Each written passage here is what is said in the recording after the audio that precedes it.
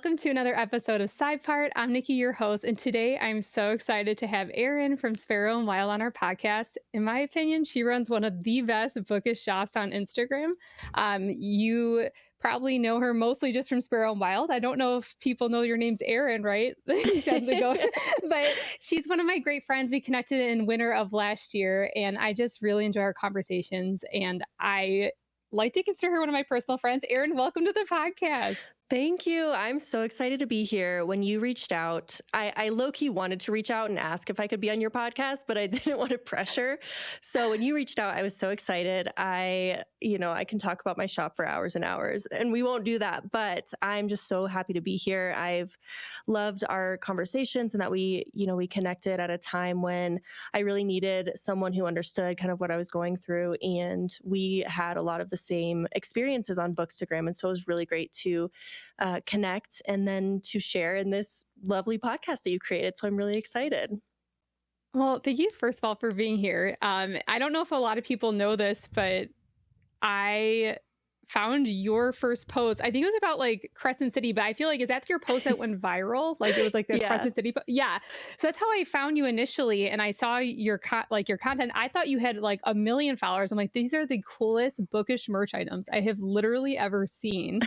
And then I just like DM'd you like, you're awesome. Cause I don't know, I had like no followers at that point, but then you and I felt like we followed this similar trajectory of like, I hit 10K and when you around the same time you did, and then 20K. And then I felt like a lot of anxiety came with that, which I think is something we connected over, is this weird feeling of I'm just a person. Like I don't consider myself an influencer. Right. I've kind of fallen into this trap of feeling like I need to perform like one. And you really came at a time where I felt like, man, I don't know what I'm doing in this space. I feel like an imposter. Exactly. Yeah. And I remember one of the first kind of longer conversations we had was around New Year's. It was when I was doing my first kind of financial analysis, and I was so overwhelmed, and I posted a story and I was like, I don't know if I can do this. I don't know if this is sustainable. It was just a lot all at once because my Crescent City collection blew up so fast. And it was just a lot all at once that I wasn't necessarily ready for. And then with that came the kind of social media pressure that we connected over. And we just had a nice conversation then about, take time for yourself, take those mental health breaks. And that was so needed at that point because the pressure was so intense with that collection kind of booming. And then, Crescent City 3 came out and it was just crazy. So I'm just so grateful. And yeah, like you said, we've followed the same path, and I'm always kind of looking, I'm like, oh, we started at the same time. Like, how's Nikki doing? And it's so fun to see how we're both growing and getting these new ideas. And, you're starting a podcast and I'm trying to expand into new product lines, and we're just kind of cheering each other on. And it's really fun.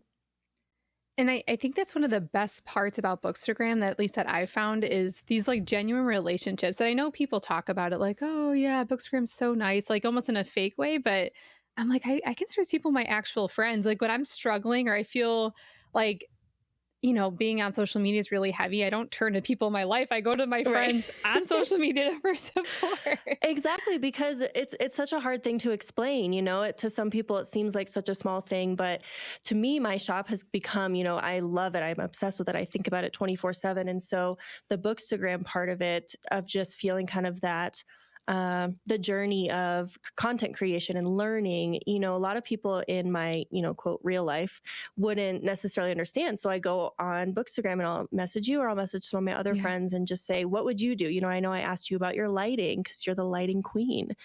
And it's all my husband. He taught me this, but exactly. It's a team effort. But I agree. It's such a community. And before I started using social media, because I had an Instagram before my shop, but I was never really active on it. I didn't really understand the community aspect of it and how everyone's just cheering you on. And, I've rarely had a negative thing said ever on any of my posts. And it's just this huge community of like, we're all cheering each other on, because one of my favorite quotes is a rising tide lifts all ships. So, there's room for everyone and everyone is really supportive, and it's just magical. Honestly, I'm so glad I found it. Well, and I to piggyback off that, I think there's also this point though, and I don't know if you felt this, when you start to grow quite a bit and then you stop.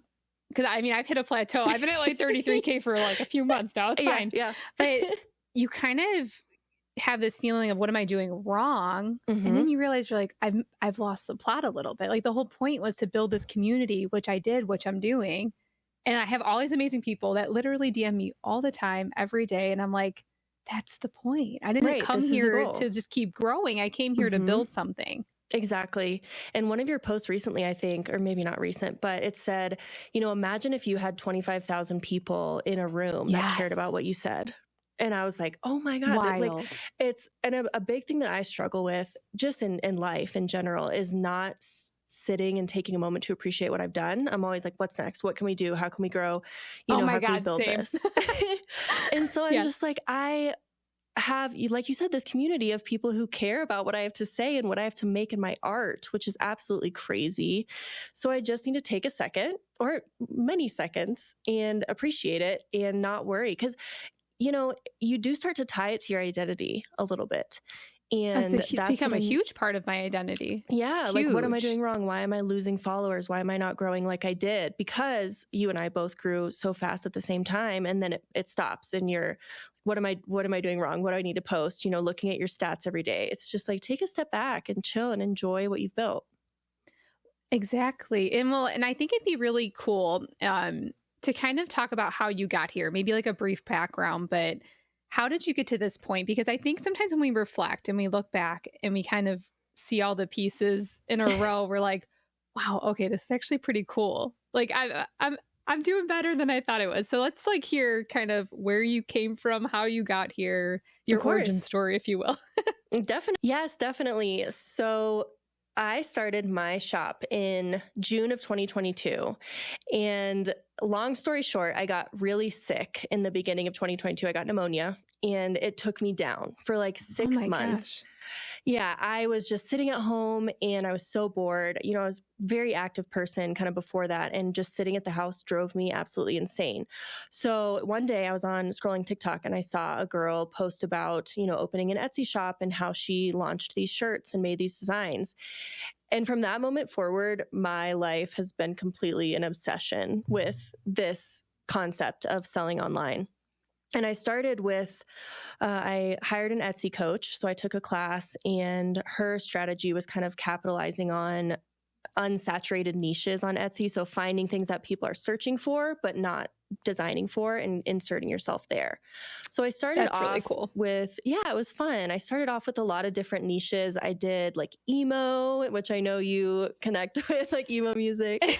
I feel like people don't know that when they see me. They're like, right. Wait, you listen to like the used? Wait, what's going on? I'm like, yeah, you didn't know me in high school. Welcome to the early 2000s. It was a time. We all were etnies. We all had banties. We all shopped at Hot Topic.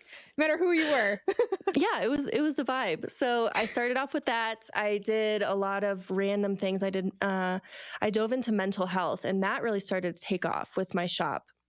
I did kind of mental health band tees, a lot of those. And then at that same time, when I was designing all these mental health things, I was reading Akhtar, the series, and I was reading A Court of Silver Flames.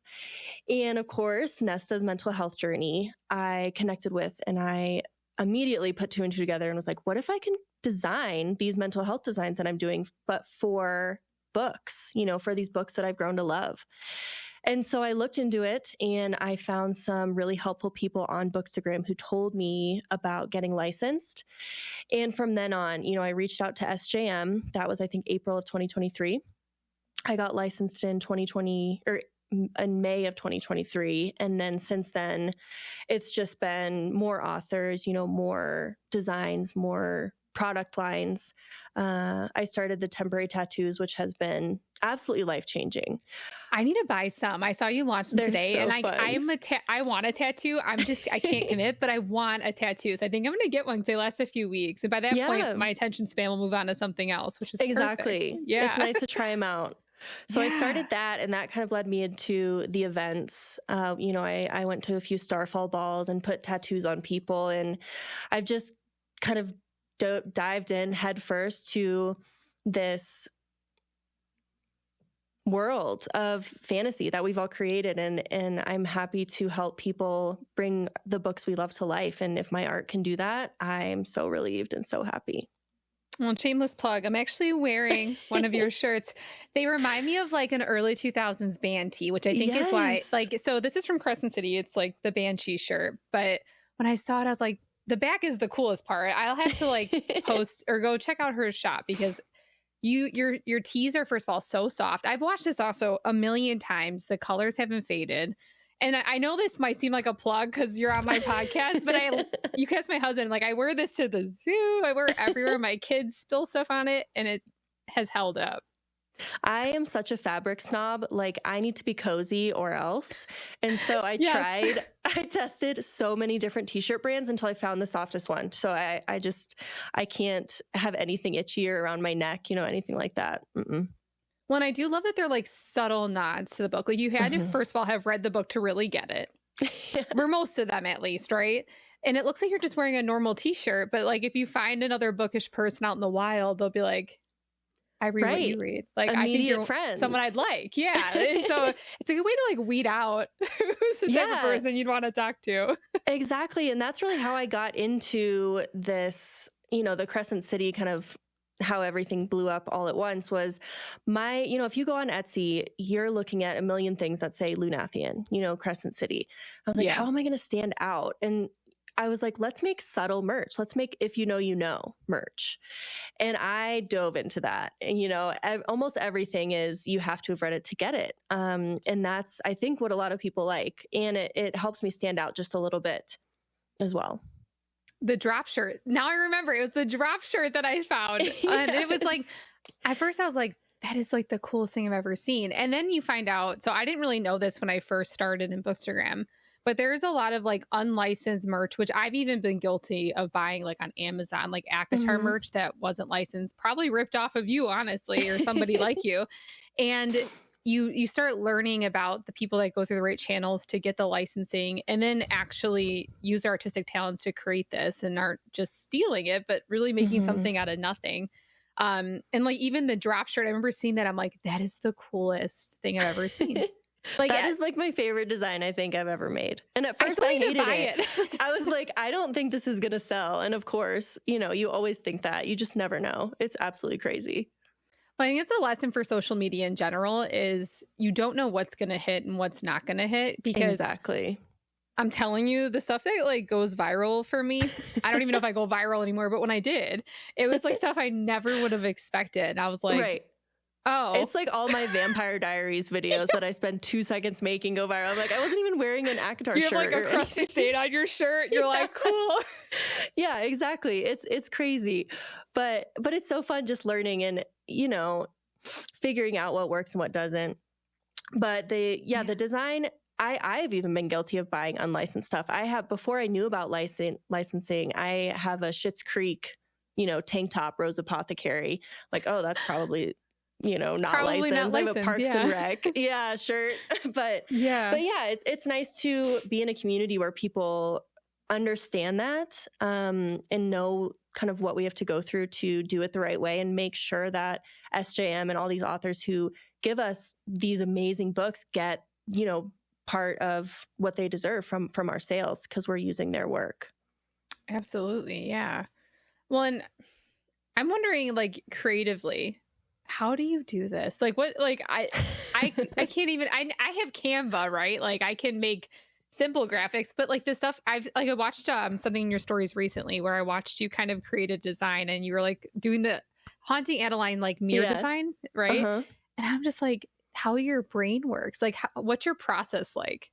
Oh my gosh, it's absolute chaos. Well, the first part is really organized. The first part of my process is lists, and it's great. But so what I do whenever I read a book that I'm going to be designing for, I have a OneNote list in my phone, and I'll, write down ideas, and then I'll also highlight in my Kindle.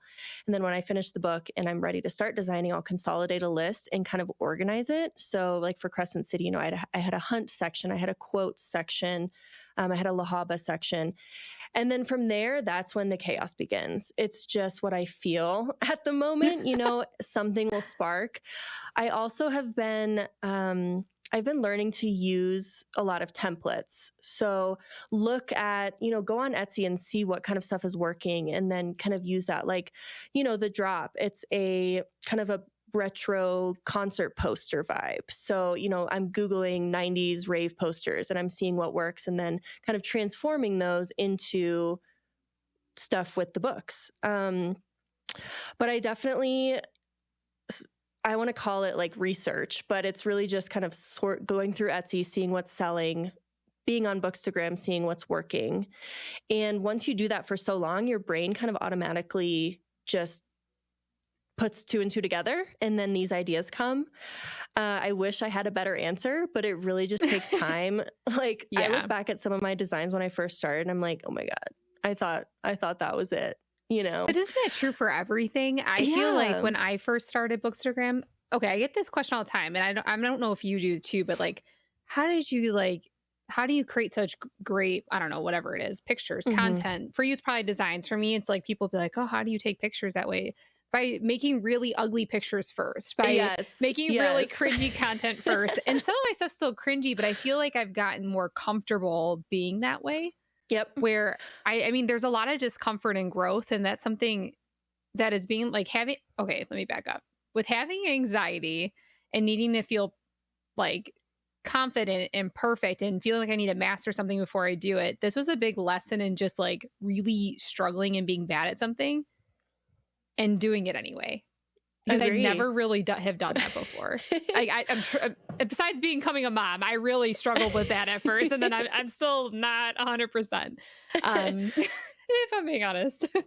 I love it. That has been my motto for the last 2 years is just do it bad. Do it bad first. And I think you've talked about this a lot. And just like you, I was so uncomfortable. And, everyone always says, what should I do to start a shop? I'm like, just start, just open it, because you have to be bad first. And so why not just get the bad parts over with? Let's just get ahead on it. And some of the stuff I used to post, or even designs or content, when I first started, I look back, I'm like, oh my gosh. But that just makes me more excited, because I'm probably in 1 year going to look back at stuff I'm making now. And I'm like, oh my God, what am I doing? Because you just keep growing. And I think the growth that I've seen, both in my confidence and in my shop, has taught me that it's okay to not post something if it's not perfect, because that's how you learn and that's how you grow. So I think we share that. And just, whenever someone asks, how do you start a shop? Just start, just do it. You have to just dive right in. You don't have to make everything perfect. You don't have to do like a launch. Just open it and start stumbling along. Right. And I was talking about my husband with this the other day, specifically about my podcast, but half the battle is just continually showing up. Yeah, like exactly. That's seriously that's how it is for Bookstagram too. Still showing up even on and that's not to say you shouldn't take breaks. I feel like this message gets crossed sometimes. Breaks are good. So is consistency and like showing up for something that you feel good about, that you want to build. Exactly. And it's finding that balance, because I feel like sometimes when people are like, you need consistency, like we hear this all the time. What does that actually mean? Right. And I think it's more about showing up for you in the way that you want to show up, but also in a way that you can. And it's different for everybody. Exactly. And especially lately, I went through such a phase after after the Crescent City growth that I had, where I was kind of chasing. I had a very chase mentality. Like, what can I do to make these videos better? Like, why am I not getting the engagement I was? And that kind of desperation shows. You are so stressed all the time, and you can't create. Like, the creative part of your mind is blocked from it. There is some freedom in like slowing down with growth that I didn't think I'd find, but I felt like you and I were, this is where I felt like you and I really connected in the winter, was we both hit this like pop, and then February came where we both kind of slowed down. Yeah. And I remember like grasping at straws, like, how can I recreate what like that viral formula? Because that's all that matters to me now, like, is just growth. And I didn't really like the content I was making. I didn't like the person I was becoming. And I'm like, you're just checking a box. Point. Yes. Yeah. And so lately that's how this started. Right. I've been trying to focus on just doing what I'm excited about, even if it's not social media, which it hasn't been lately. I've been, working to launch the Haunting Adeline collection and the semi-permanent tattoos. And that is more exciting to me right now than, making a video about a shirt. So I've just been really trying to embrace that, because if you're forcing it, it's going to show.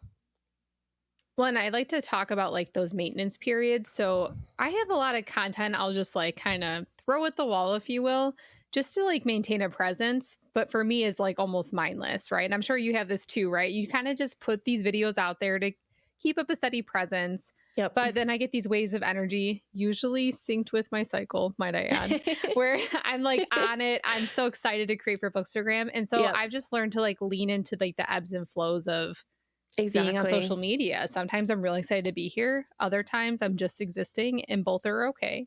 Exactly. And you need to take those breaks, or else you're going to get burned out. And I am a classic case of someone who gets burnt out. I'll tell you that. I won't do it myself. Yeah, exactly. I'm like, you take a break. You deserve it. Will I get a break? No. Do I take a break myself? Never. But oh my gosh, I've been trying to do it better lately, because I can tell, I can feel when it's coming, especially with my shop, because normally, I'm so obsessed and it's all I think about, and I wake up early and I have all these ideas, but sometimes I go through a phase where I'm not excited about it. And I'm like, oh, wow, okay, I need to take a break. I need to go outside. I need to be a Colorado person and go on hikes and paddleboard and all this stuff, versus just sitting in front of my computer. So I'm really trying to have that balance and stop chasing the high that was January and, December and January, because regardless of the growth that I get, I just need to look back on what I've created and in this shop that I've built and this little fun thing that brings me so much joy, and just appreciate it versus trying to chase.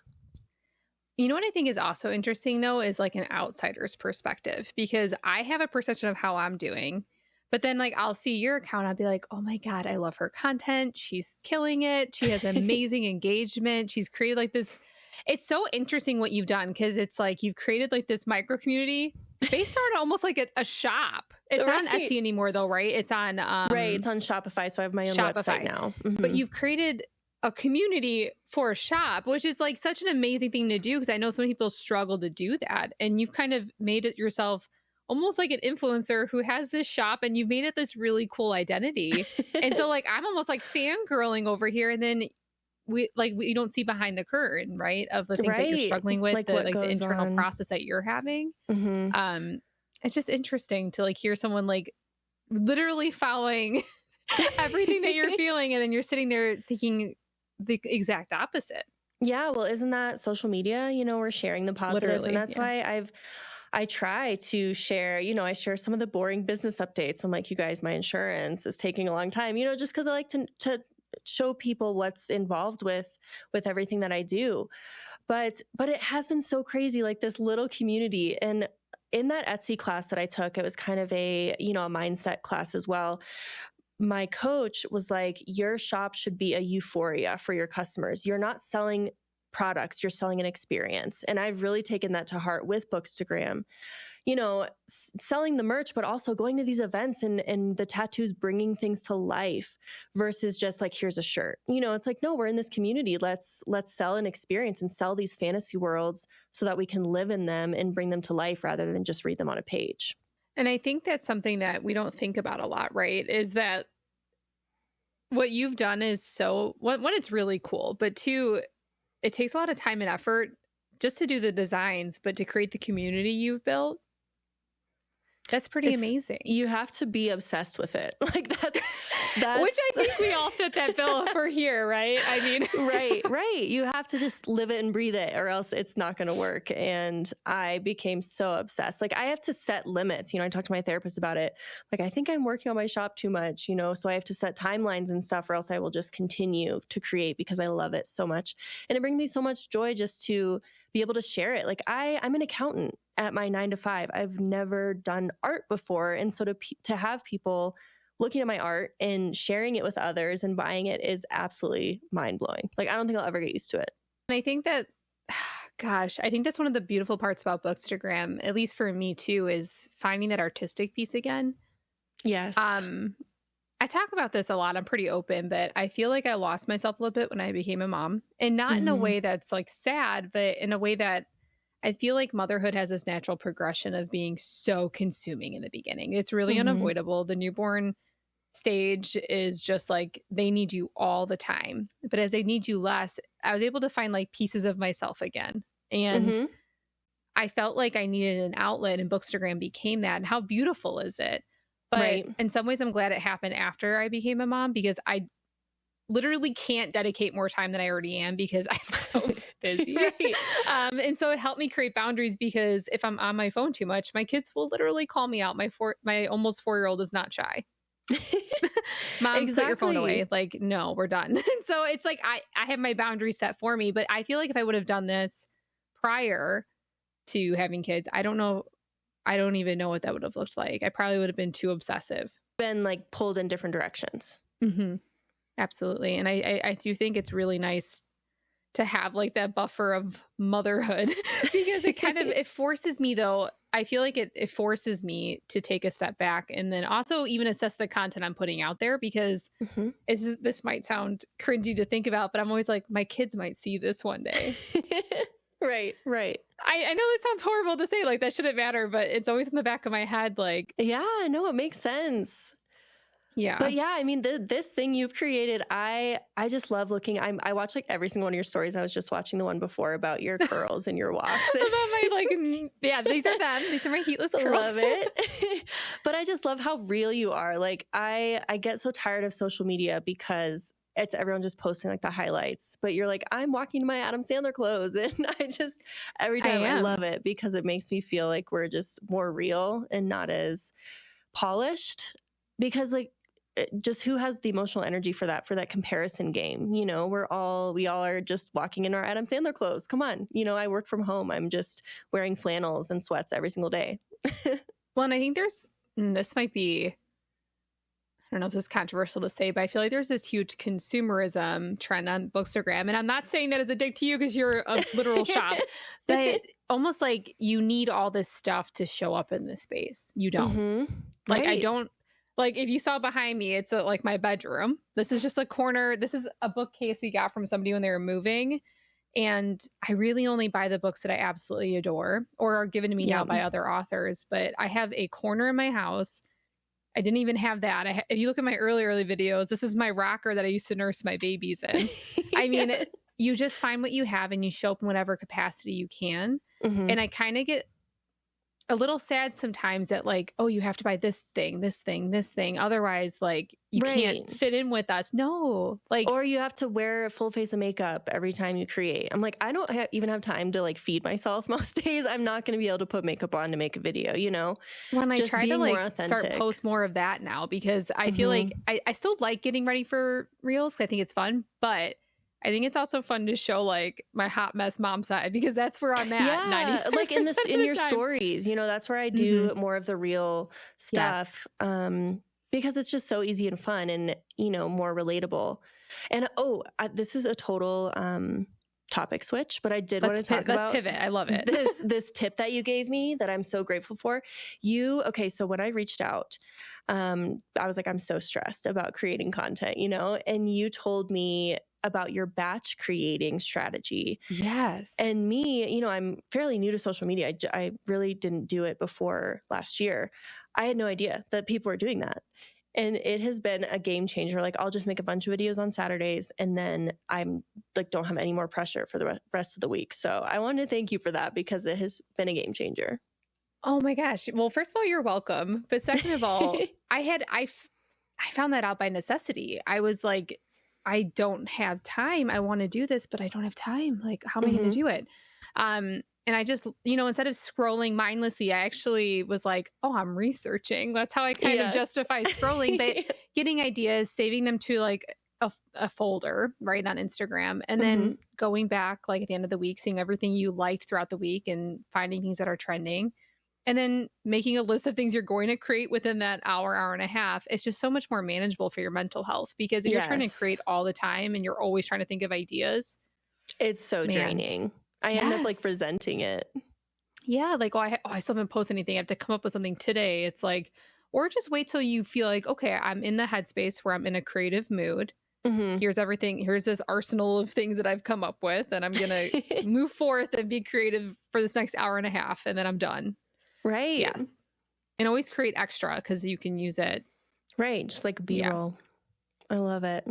Let's talk about like mental health a little bit more, because I feel like I talk about this a little bit, but in my previous life, I used to be a therapist. Oh, wow. You did You tell me didn't know that. that? I know. I remember now. Yeah. Yeah, I know. Mhm. Well, I don't talk about it a lot, but I was a school counselor for 3-4 years. And then I also worked in private practice. And then I had my second. I was like, this is a lot of work. I'm not going back to work.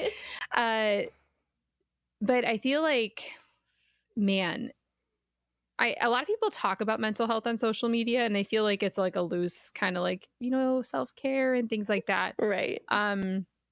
But I don't, even as a therapist, I don't think I was adequately prepared for the hits that social media would take on my mental health. Yeah. And I don't think I was honest about it either. Right. It becomes just so debilitating sometimes. It's just sad, and you have to take a step back. And the social media part was hard because I have anxiety, and it's gotten a lot better. I've managed it the last few months, since about January. But the pressure of having people expect something of you, like I almost had to stop saying, okay, I'm going to release a collection on this day, because then it was like, oh my gosh, what if I have a panic attack? What if I can't do it? And what I have to lay in bed for a week because I'm freaking out, And so I just kind of had to stop caring and being like, people don't care. My motto in a way, and this sounds kind of negative, but lately I've just been trying to say, like, who cares? This is not that serious. Everything's fine. Nobody really cares that much. Like, everyone's so kind. Just calm down. I read Magnolia Parks, but there's this one line where it's like, we've lost the plot, right? Yes. And I feel like I've been using that a lot because it's so true. I tend to like hyper fixate on certain things, or feel like I have to. Even with the podcast, I never announce which days I'm going to be releasing episodes till I literally am releasing it, because sometimes life gets in the way and things happen. Exactly. And I would put all these false deadlines on myself and feel like an utter failure when it didn't happen. Or I'd get frustrated with my husband because I couldn't get something done. And it's like, well, that's toxic. That's not good for my real life. Yeah, like, who's putting these deadlines? Oh, it's me. It's just me. Yeah. Okay, great. I can change it if I want. But there's so much messaging on Instagram specifically. Like, if you want to grow, you have to do XYZ. You have to do it this way. And I just maybe some of it's true, but I'm going to be honest. I don't think there's any secret formula. No. To going viral or getting engaged. I just don't think there is, because all these people that are selling all these courses they'd have 1 million followers if that was the case, right? There's no true way to do it. I feel like the best way that I've learned to exist in this space is literally just doing what I think is kind of funny, letting it flop when it does, and just existing. Because people just want to feel like they have a friend on here. They don't want to feel like they're talking to somebody that's like either like trying to sell them something or being inauthentic. Yes. I don't know. Yeah. And that was a huge part of what I learned on my social media journey, because at first I was trying to sell things. That was my MO. Yeah. I was like, oh, I'm marketing for my shop. But then just looking at other people's profiles, I was like, that is not what people want to see. People don't want to be sold to. People want that experience. People want some funny, stupid reels in between the shirts, And so that's when I really dove into learning about content creation and learning about, the other memes. And I do this thing where I create like a Twitter, like a tweet, a funny tweet, and then I'll say swipe for designs that relate to this. And so that has really been helpful, because again, people just don't want to see a picture of a shirt. They really don't. No. They want something to laugh at, to engage with. They want a poll, on your stories. They want things to vote on. They want to be part of it. And so sometimes even on my stories, I'll have people help decide what designs I'm going to do, something that's interactive, so that people feel like they're part of this process in this community that we're building to release these designs and these things that will help us bring books to life. So I think people just want to be part of it. And I love when they're part of it. I have this unique setup where I talk to my customers every single day and I can see what's trending. And, like the Rune Danon thing, Rune Danon, Crown Prince of the That song is actually embedded in my head because of you, not because it was trending, because of you solely.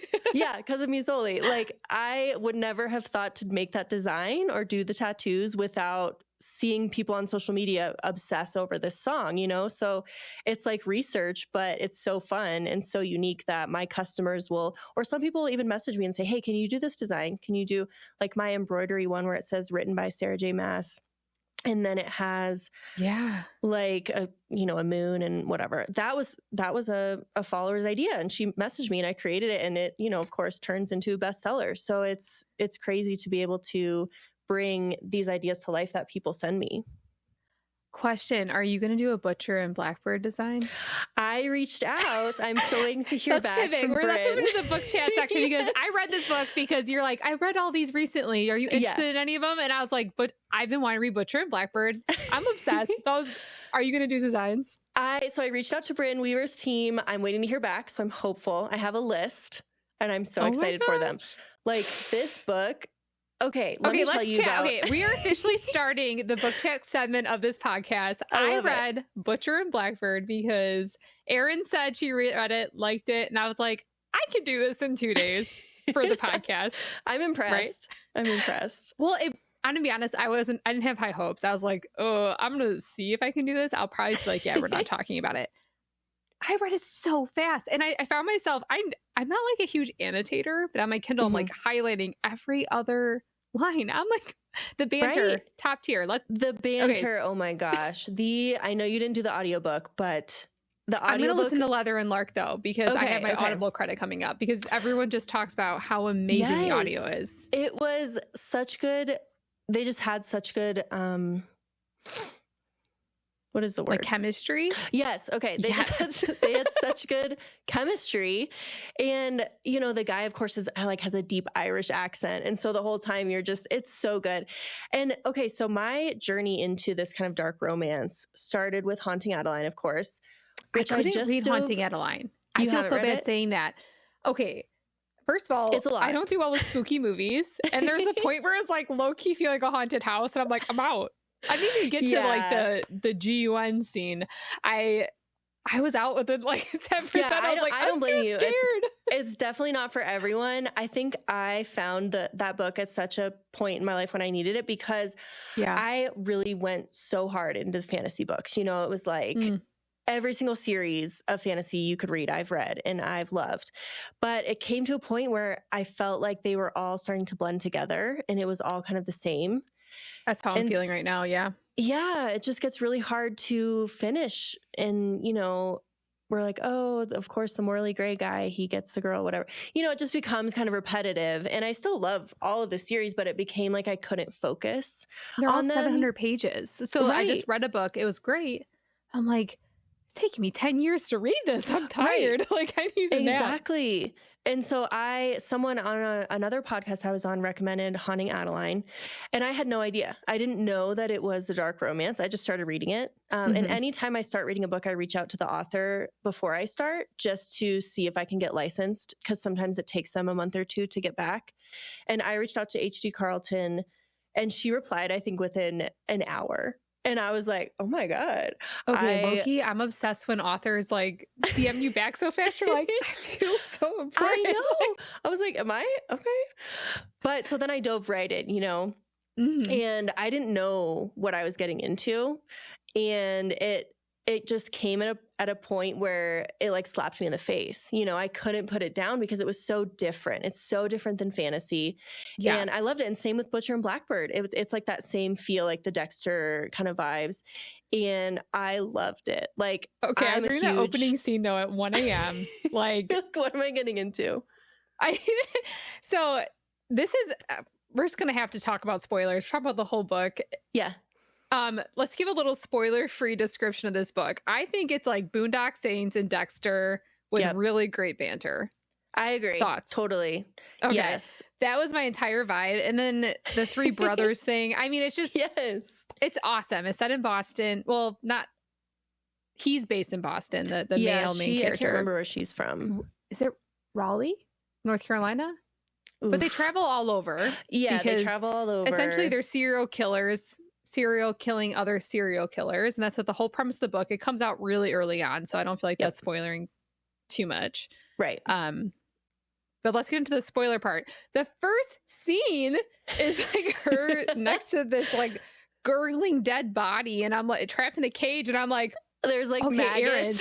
Erin, what's happening? I know, like this, I understood what I was getting into in terms of like what was going to be talked about. This is not it though. Like I wasn't ready for it. I was not ready for it. I was getting nauseous. I was like, I'm gonna push through. Like I told her I was going to try this book.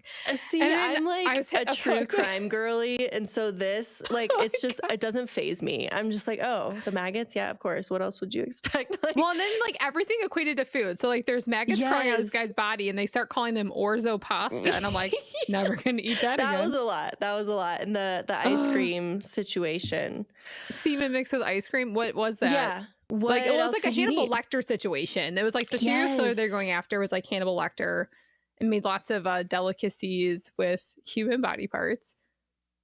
The ice cream comes out and we just get a nice little shock. See, that's a design idea I have is, you know, I put it on my list, you know, something like ice cream shop. So if you're listening, Bryn, get back to me. I got a bunch of ideas. I'm paying good money for these shirts. I need yeah. You understand, you're not in my body right now, but like my chest is getting streaky, my face is flaming up. I'm not okay. No, but it's so like, even with the weirdness, the relationship that they develop and the banter is so good. You just like fall in love, because this book was a lot shorter than the normal fantasy ones we're used to. And so you fall in love with these characters so much faster. Like I remember being shocked of how invested I was with this book within like the first 2 chapters. You know, this girl is like socially awkward and she's kind of an introvert. And, you know, of course we all relate to that a little bit. And then this guy is just confident and cocky and always has the right thing to say and witty, you know, and Irish if you're listening to the audiobook. And it's just chef's kiss. Well, and I think the interesting part about it is typically like serial killers have like antisocial personality disorder, which doesn't mean that they don't want to talk to people. Like they literally are incapable of feeling emotion. They're very desensitized. That's how they're able to do what they do. But like she humanizes these characters and they have these deep emotions and these connections and this love for each other. And they're really, what they do is born out of a deep trauma. And similar to the way like I feel like this happens in fantasy books, like you just can forgive all the horrible things that they do. You're like, oh, they're just wounded. Like they're just so sweet. It's like vigilante justice, you know? And absolutely. So I think when you hear the premise, it's very much more vigilanteism, which makes it a little bit more excusable, but there's some brutal scenes. So if you are a little bit queasy, like myself, maybe read the trigger warnings. I don't know. Certain things I'm like, meh, whatever. But there's certain things I'm like, I need to know about that. Yeah. I'm not okay right now. Right. But yeah, and I haven't even read the second one yet. I know it came out, I think, a week ago, but I haven't had time. But the second one's going to be from a different perspective. So it's kind of like, you know, a POV switch, which I don't normally like. So I'm kind of nervous. But of course, I loved Silver Flames and I didn't think I would because of the POV switch. So I'm curious to see how it'll go. Well, and I think it'd be interesting. So one of my main reasons I didn't rate it 5 stars, and it was like 4.5. I mean, it was up there, but I felt like we were lacking a little bit of depth from the main character. Like there was so much about her backstory there with her friend Lark that I feel like we didn't really get a lot of. But I think that's going to happen in the second book. So like, yeah, it's hard jumping from fantasy to any different genre because these series that we get, you know, with SJM and with Rebecca Yarros and all of these, you know, from Blood and Ash, these sagas that we're so invested in, and then jumping from that to reading, you know, a 400-page book, it feels so much more shallow.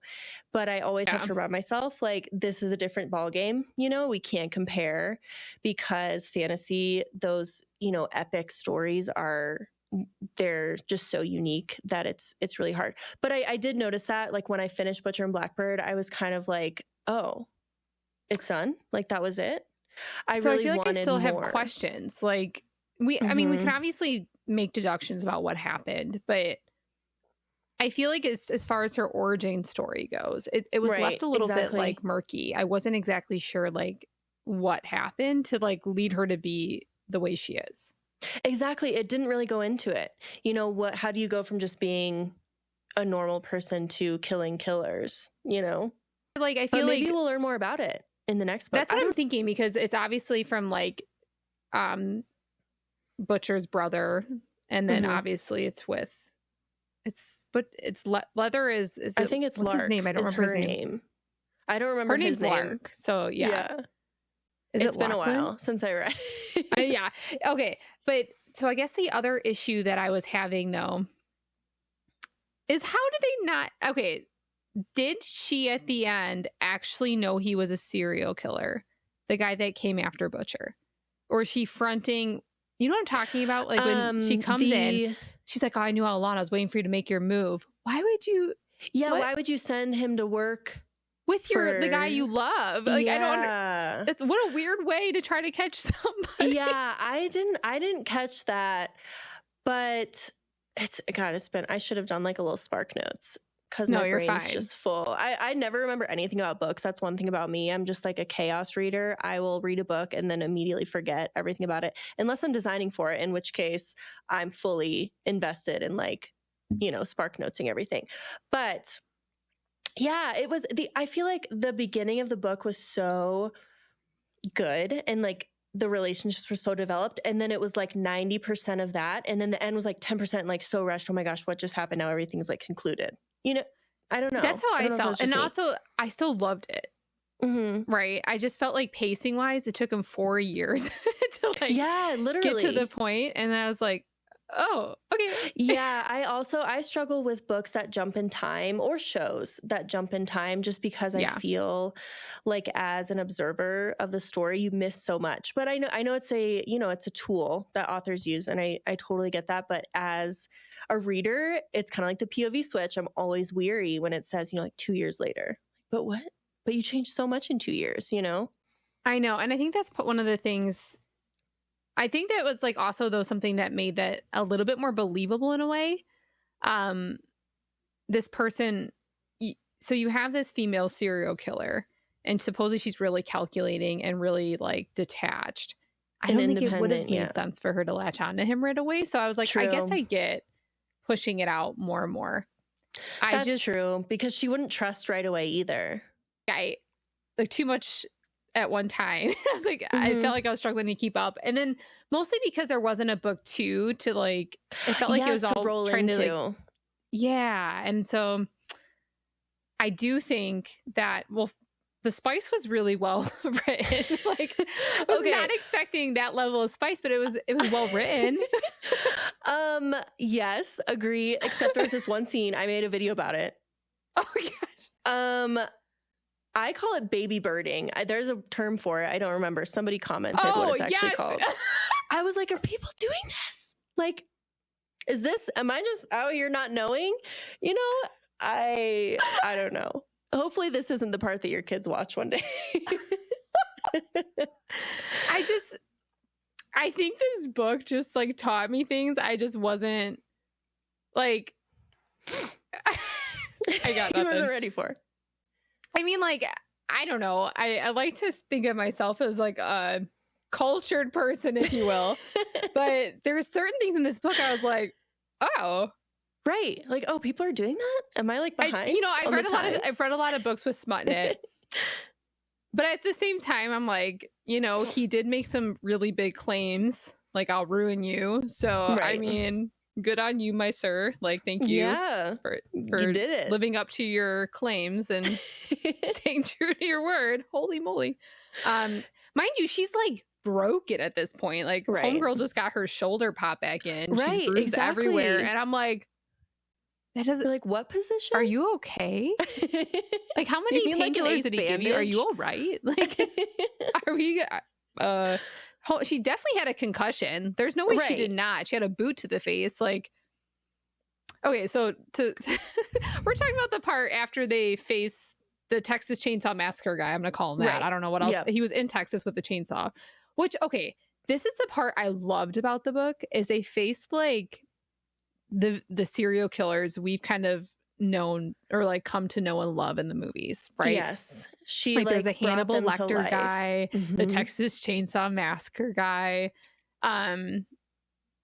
It's just, I don't know. It's really cool. Yeah, I she actually really love wove them that part. in. Yeah, the Hannibal one I loved. I knew right away, you know, 'cause You knew. yeah, And I'm like, you knew right oh. away he was going to eat it, and it, you know, that it was not meat.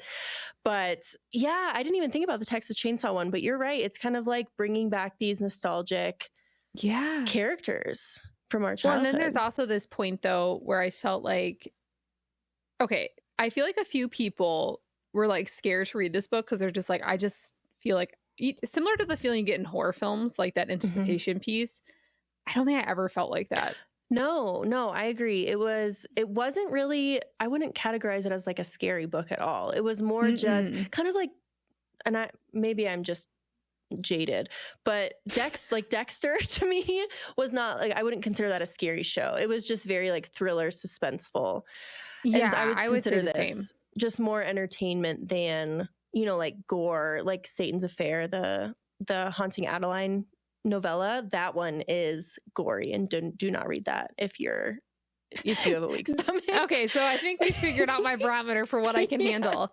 But yeah, but this one was, I thought it was just more like thriller, entertaining. But there's also this theme though that I really, I loved, but it was also heartbreaking, of like her feeling like she's just unlovable. Yes, that scene, oh my gosh, when they're in the diner and he sends her away. Yes. I lost And she's like, it. just tell me why I'm unlovable. Like, Yes. why? What if I'm not worth loving? Like, there's this part, I can't remember the exact line. I could look it up, but where she's like, what if I'm not lovable? And like that comes up at the end where he's trying to get her away, essentially to save her, which we know, but she doesn't. It's like the old, what is it, Old Yeller? You know, when he's like, go, just go. And your heart's breaking the whole time. Oh my gosh. Well, and then, so I will say, I enjoyed the story, but in that moment, I teared up. Like, it was heartbreaking.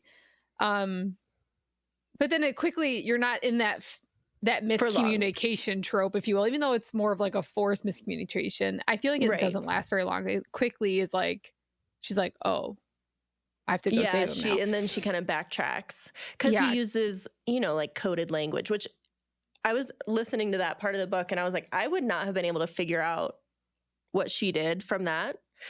But you could tell me anything happened on any date, I'd be like, yep, makes sense. Right, like, exactly. I'm like, I don't know. I know. I actually, but also that kind of proves that she is like the person she is, right? Very pays attention, very close to details. Like she snuffs out these serial killers because she has really good analytical abilities. Exactly. And hasn't gotten caught yet because of that. Have you listened to Leather? You haven't started? No. Okay. Trying to get through When the Moon Hatched right now, which is so good, but I have been so busy, I barely had time to read. It's like when you start a Bookstagram, you never have time to read again. Oh my God. Okay. So I think that's why I've taken a little bit of a step back and I started focusing more on the podcast and reading again, because I felt like I got so far away from like why I made this in the first place. Right. Exactly. I've been reading this book. You know, I used to read, I've always been kind of a slow reader, but if I listen to the audiobooks, that's really what I do. I listen to the audiobooks during the day and I'll read just before bed. But even before, I would get through books, you know, like one a week or one every 2 weeks. And I've been reading When the Moon Hatched, I think, for like a month now, just because the shop has been so busy and we've been traveling and stuff. But yeah, it's like, because with the shop, you know, I'm not only designing, but then you finish a collection. Like I just finished Haunting Adeline. And so you take a breath and then it's like, okay, now I got to create content for it. Like, let me make all these videos, you know, when I kind of just want to relax. So I really haven't been promoting it that much. But yeah, it's a book. So we're reading it from my Discord group this month. Oh, really? Yeah. I'm excited for you. Okay, so I had a few other books I wanted to read this month, and it's just so thick. I want to join this group. I want to just be there for Please. Yeah, just be the vibes, but like, look at this thing. I know. It's like a Bible. Okay, but it's so good so far. I'm like 90, I think I'm 93%. Like, I don't know why I can't just get through the final 7. But I posted a story about it. The world that it's set in reminds me of Zelda, which I'm obsessed with. I'm such a Zelda fan. Okay, no, maybe I'll start it tonight now because I feel like there's all these different, and I won't spoil anything, but there's all these different areas, kind of like Zelda, with the rainforest and the desert and the snow. Okay. All these different places. And then within those worlds, it also gave me like Game of Thrones vibes, because like Khaleesi specifically, obviously, because of the dragons. Why am I so reluctant to start this? It sounds amazing. Do it. Just do it. I don't know the ending yet because I still have 7%, but so far I love it. I love it. It's again, it's so different than the fantasy I've been reading lately. So you should start it. But it is beefy. It's a beefy one. I did think the author, I think I saw her on another podcast where she said she's planning on making it a trilogy. Okay. I know she was on Fantasy Fangirls recently. But maybe that's where I saw like a clip on Instagram where she said, I think she was thinking about doing 3 books. Yeah, I think that's why I'm so hesitant to finish it, because I got into the fantasy book game so late that I never have had to wait for a new book to come out. Me too. Like, I started reading ACOTAR, I think last year in, October, maybe? No, maybe it's before that. But, 5 books, and then Throne of Glass is all done, Crescent City. So waiting however long it's going to be for this book to come out, I am nervous about it because I lose, my attention span goes so fast and I forget everything. So I feel like I'm gonna have to reread before any sort of second book comes out for any series. Oh my gosh, I'm the same way. And I know I feel like the one book I've held on to, the series, is honestly ACOTAR. Yeah. But I think it's because there's so much stuff that like triggers my memory on Instagram. You of it. But I'm actually doing a reread because me and like another one of my friends from Instagram are doing like a 4-part deep dive series. I saw that. Yeah, I'm really excited about it. But I feel like I have a hard time sometimes like going back and rereading books. So it's going to be interesting. It's my first ever reread of a series because I'm just so my attention span. I just like always want something new. But I always feel just do audio for my rereads. Oh, that's a good idea. But I almost want to like clear out my brain every time I read a book because it's like I just kind of dump whatever I read before. Like I finished Butcher and Blackbird today, so that's why I'm like, let's talk about it. If you would ask me in 2 weeks what happened, I'd be like, I remember the ice cream. Right. That's literally that's it. The ice cream and the Hannibal situation. Oh, and that's also all I got. He like named a whole restaurant after her. Like, I know. See, merch. All I think is merch. Butcher and so when I asked you about shirts. the merch piece, I was thinking about the restaurant specifically. Yes. And I was like, there's so much content to be had there. So much. So much. Yeah, I'm hoping. It's always a toss-up, because and I've learned this, there's so much that goes into licensing, and it just depends on the agent and the publisher and what kind of relationship they have and what they allow. So I never get my hopes up too much.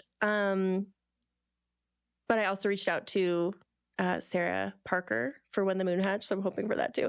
I don't know. I don't have time to do all of this, but I'm just reaching out anyways. And I mean, like, you're just casting lines out there because you don't know what's going to get. Absolutely. But I definitely need to start this book. I'm actually planning to start it Monday because I'm going to try to read Bride in 2 days again. I haven't read that one. You'll have to let me know how it is. I've been hearing it so everywhere, everyone talks about like that knotting scene. Yes. I know this isn't it. I think of like a pretzel being tied in a knot. I don't know. I don't have any concept of what that means. I'm scared. I know what it needs. I Googled it because I had to. Don't Google it. I'm already on the bad Google list, okay? After my Haunting Adeline collection, I was Googling the weirdest stuff, like dolls murdering. Like, you probably can't say that on podcast, but, just weird Googles is happening in this household. We're going to get a knock on the door. I mean, yeah, I feel like anyone who reads fantasy at some point is Googling some real weird stuff. 100%. Especially dark romance too. Yeah. I'm actually not a dark romance girly. And it's not like, I actually hate when people like talk bad about it. It's nothing like against that genre. Like there's certain books I've read that are dark romance that I like. I'm like, oh yeah, that's a good read. I say I'm definitely lean more into like romance and fantasy. Mm-hmm. But I would definitely consider Butcher and Blackbird a dark romance. And I'm like, Yeah. this just become like one of like my new genres. Like, am I? Wait, I what think happened it's just to me? we need to switch it up every once in a while. You know, we read so many of the same. When I felt like that was another issue I was having too, was like I felt like I just kept reading the same thing over and over. Yeah, and exactly. I was just struggling to make content for it because I'm like, I just need something new. I need something new. And I know. this was I new. tried to read Book of Azrael. I saw you read it, and I started it, and then when the moon hatched, Fantasy Fangirls was like, "You guys need to read this." So of course I stopped Book of Azrael and started. But was it good? Should I finish it? Should I give it another go? It was like the maybe monster. not coming off when the moon hatched. Honestly, Okay. if you were craving a fantasy and you feel like you can't find a series, I'd come back to it. Okay. It was good. I liked it a lot, but I feel like if you're in the headspace you are right now, I would say no. Yeah. And not It's in a like, bad I'm way. so Like I think book ADD. you have to be like in your fantasy era. Like I'm craving more fantasy, Yes. and I think that would be a good fit. But I think especially after Okay. reading When the Moon Hatched, I don't know. It's pretty long. Okay. Yeah.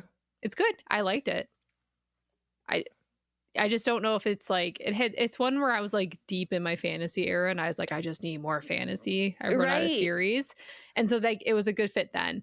I know. I hope I come back around to that. I mean, I think I will. I think I do this thing in all areas of life where I just go too so hard. And then you're like, okay. Yes, I don't know the meaning of moderation. I'm constantly just in. And then I get burnt out. And then I go to 100 to 0, you know? So it'll come back around though. I went really hard for designing all of these collections because it was like these authors would reply to me and I'd be like, okay, well I have to read the book and I have to make the collections and it has to be before the new book comes out. And it just gets to be so much so fast. But I'm getting better about realizing not everything has to happen right now. Like I used to call it shiny object syndrome where I'd be like, oh my God, this new product type, I have to try it. You know, I have to try this. I have to try this. And I wasn't ever fully committing to one thing because I was trying to do 5 million things. So lately, you know, especially with like the semi-permanent tattoo launch, you really have to focus on that because it just is a different ballgame with designing and stuff. So that's been helpful. But I'm just trying to give myself some more grace of like, you don't have to do everything all at once. Like this is supposed to be fun. Remember when this was fun? Oh my God. So yes. So last fall, I literally had 1,000 followers for a solid like 4 or 5 months. It was fun. Like I just read a ton of books. I was in a few little like buddy reads and I just liked reading and that was it. You get back to that. Yeah, honestly, that's what my Discord group has literally become, like an actual, you don't even have to do the book club. Okay. So I feel old every time I open Discord. It's so overwhelming. I just close it. But I need to commit. What is that like? There's like that Microsoft Teams or whatever app is. It's basically like Discord almost, right? Like maybe not Teams. There's like an app for Microsoft if you use it. Oh, Slack. Have you ever used Slack? I haven't used Slack. I've used Teams. Well, it's basically Slack is like Discord for like offices. But what I will say is it's like once you kind of get the hang of it, it's actually really fun. It's basically, think of it as just like a bunch of sub conversations. Okay. Participate in what you want, follow like which thread you want to follow. Do the book club, don't do it. And honestly, really, we like hide any spoilers in the book club. It's really easy to do so. So everyone just reads at their own pace. And once they finish, they'll kind of go through and like find people's comments and reply to like whatever they see that they finally have gotten to. So it's super low pressure. There's no reading pace, because that was one thing when I made the Discord. I was like, I cannot be a part of a club that's like chapters 1 through 3 on Monday. Right. I can't do it because like my life is so unpredictable. I will either binge it in a night or it'll take me like 4 weeks. Yes, same. It just depends on the day. And sometimes people even read it after the month's over and come back and comment. So, and there's lots of like areas for like Bookstagram support, mom support, especially just like support in general, connection places. I've made a lot of real friends on there. So I feel like that's kind of been part of my why, and like going back to like, why did I start this in the first place? It was to make friends, and I did that. Right. I won. I'm done. Check it off the list. And everything else is just the cherry on top. Yeah. But I think there's a lot of comparison too, right? Of like, yes, people are always doing really new, cool stuff, whether it's a reel or like an idea. And I feel like, oh, I should do that too. Do I? Right. Everyone's like, look at this new CapCut thing. You can put text behind you and make it look all cool. Like, I can't even like record a 5-second video. I get so drained sometimes that it's hard to, because like you said, I will save things that I like to a folder and then go back to them. Yeah. But sometimes it's just like, you don't have time to do all of it, all this new stuff and keeping up. But I'm really impressed that you made this Discord and are like have this community of people. And is it part of the podcast? Are you trying to like, bring them into that? I don't even. So I think I'm definitely going to chat about the books that I've read. So like that's what started A Court This Cruel and Lovely book chats. I definitely, actually, someone who's not even in my Discord, I'm going to have back on to chat about When the Moon Hatched, because I don't know, I'm just friends with her and she wanted to talk about it. It's definitely all connected by me. Yeah. But really, I had a reel go viral and someone's like, oh, can you actually make a book club? And I'm like, how am I going to do this? Someone's like, do it through Discord. What's Discord? I have no idea. The first, just try it and I you think do I it. only had like 2 threads on there. I had no idea what I was doing. And then I looked at a few other bookstagrammers who also had Discord groups and kind of like modeled some of the stuff that they were doing that worked or that I liked that felt like could fit with mine. And it really just became a centralized place for conversation. Imagine like basically if you had a bunch of group chats in your DMs and you had them all in one place. Because it's really hard in Instagram to manage DMs, first of all. So especially all these great conversations. Yes, and all these great conversations having my DMs with all these like random people, I was able to connect and put into this other app. Okay. That actually sounds really cool because it's so hard to keep up with the DMs, especially when Instagram glitches and like deletes all your notifications all at once. So people think you're just not replying to them. Yeah. Well, and also I feel like a lot of people on there are using Discord for the first time. Yeah. Like, I don't know. It's my daunting. husband laughed when I told him I was making a Discord. He's like, do you even know what that is, Nikki? Like, it actually is like a big streamer gamer thing, I think. Same. Like, yeah, and so my husband helped me because the other podcast I was on used Discord, and I was like, I have no idea what I'm doing. Like, please help me. Yeah. Well, and I initially actually thought about like recording through OBS and using Discord. So it's funny because like my husband he's like the tech guy behind all of this, which I appreciate so much. But I actually decided to use a different platform because I'm like, you can't help me all the time. Like, I got to be able to do this. I need to figure this out. Be an independent woman, okay? I know. I'm laughing because like he still fixes my audio and does so much for me. 100%. Yeah. I feel like, there are benefits to being married to someone who's very techie. I am not. But I can learn. At all. Right. And so exactly. Yeah, I made a Discord. And it's just filled. I only promote it randomly when I remember to, honestly, because there's so many great people in there already. I don't feel like my goal is to constantly grow it. Right. But every month when we pick our new book, I try to, throw a message out there and see if anyone wants to join. But it's really fun. And it's really low pressure. Right. Low pressure. And something you said really sat with me when you said, I was looking at what other creators were doing on Discord. And that's a huge part of how I've learned and how I've grown my shop is look at what other people are doing. Look at what successful creators are doing, successful designers are doing, and just do that, but make it your own, And I feel like Instagram is such a good community for it, or Bookstagram, because everyone's willing to help. The amount of just random DMs I will send someone asking for advice, like, is probably a little bit unwarranted, but people are so willing to help, and then you give it back. And when, a bunch of people reach out and ask about licensing or design tips, and, you just pay it forward in a sense, because so many people helped me and still help me. And it's just this kind of, go round, I guess, or however you say that. Absolutely. I mean, I will get a lot of DMs with people like asking me advice. And quite frankly, my advice is like nothing you can't already find out there. It's not that great because I'm still learning too. Because we don't know what we're doing. But I will tell somebody, like I'll have like people reach out from their personal accounts. Like I'm thinking of starting a Bookstagram. I always say, if you do, DM me with the username. I will be your first follower. Yes, I love that. And it's just because like if someone's taking the time and they like maybe not looking up to me, but they're seeking out advice and support, I know the best Yeah, way. I can give you a follow, right? exactly. I can That's a do great that. And idea. I'm going to start doing that. well, and it's just because if someone's being vulnerable and thinking about putting themselves out there, I think it's so awesome. And I want to be friends with somebody like you. The fact that you even DM'd me and Exactly. had the courage to do that, I would have never done that 9 months ago. Like, you're awesome. Right. I know it's still so weird. Like you were saying earlier, people are like, oh, you know, I was nervous to reach out to you because you're an influencer. I'm like, no, I'm not. I'm like, I'm sitting Yeah. in my house in my sweatpants. I don't know what I'm doing. Like, DM me. Let's chat because I don't think I'll ever feel like that. You know, I'm sure you're the No. same way. It's like we're just doing our best, you know? Like I never thought I would be on social media doing this, but it's helped me in my confidence. It's helped me in just, like you said, putting stuff out there and not really caring, you know, and just learning along the way. And it really does come with time. You know, you just start being comfortable in discomfort, I guess.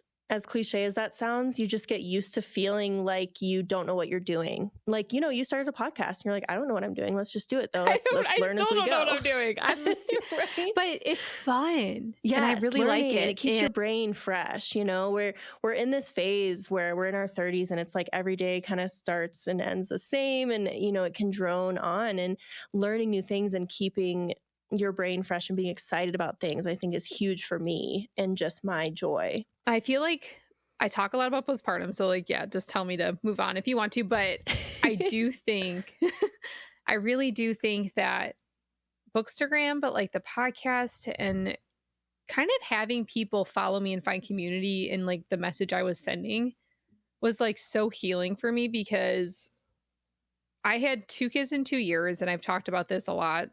People are probably like, yeah, we get it. You had kids. Cool. But I attributed so much of my identity to being a counselor.